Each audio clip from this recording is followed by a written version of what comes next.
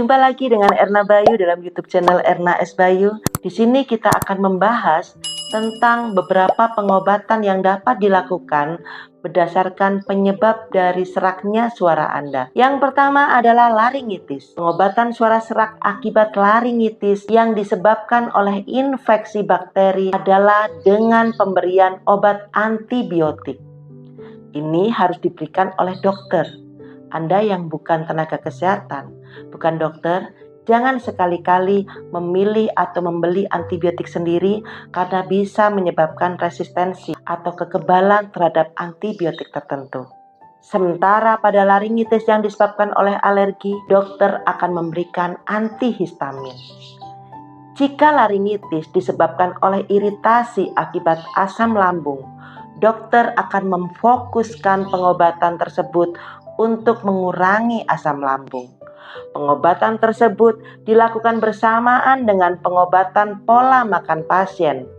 Bila diperlukan, dokter juga dapat memberikan kortikosteroid untuk meredakan peradangan pita suara. Yang kedua, apabila pita suara Anda bermasalah karena pertumbuhan jaringan abnormal pada pita suara, maka dokter akan melakukan operasi pita suara untuk menghentikan pertumbuhan jaringan tersebut. Jika pertumbuhan jaringan berupa kanker atau berpotensi menjadi kanker, dokter dapat melakukan terapi radiasi atau kemoterapi.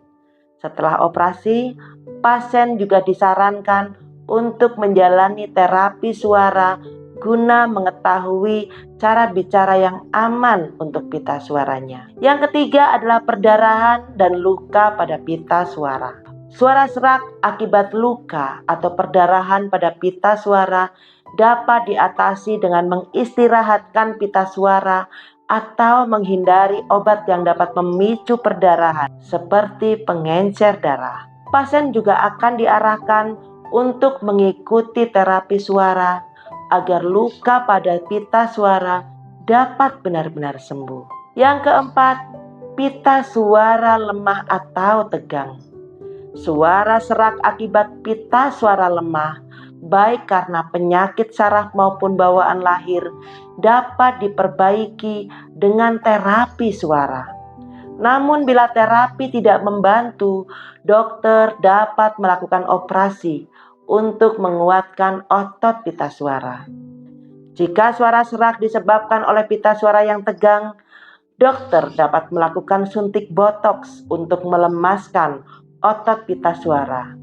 Dokter juga akan menyarankan pasien untuk tetap menjalankan terapi suara. Bagaimana komplikasi suara serak? Saudaraku yang terkasih, suara serak dapat menjadi permanen jika penyebabnya tidak diatasi dengan baik. Jika kerusakan pada pita suara sudah berat, kehilangan suara secara permanen juga mungkin bisa terjadi. Hal ini tentunya juga akan berdampak pada kualitas hidup penderita.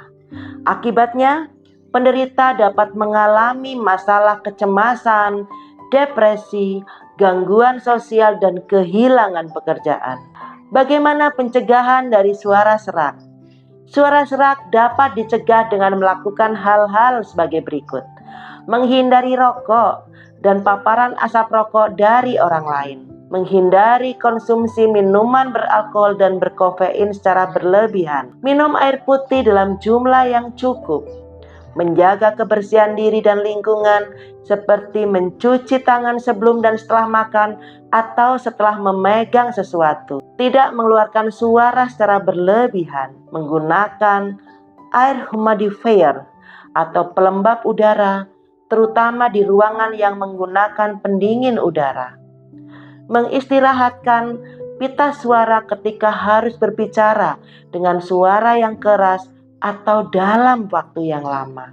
Saudaraku yang terkasih, demikianlah informasi part 2 tentang terapi, komplikasi, pencegahan, dan cara menjaga pita suara Anda supaya suara Anda tidak lagi serak.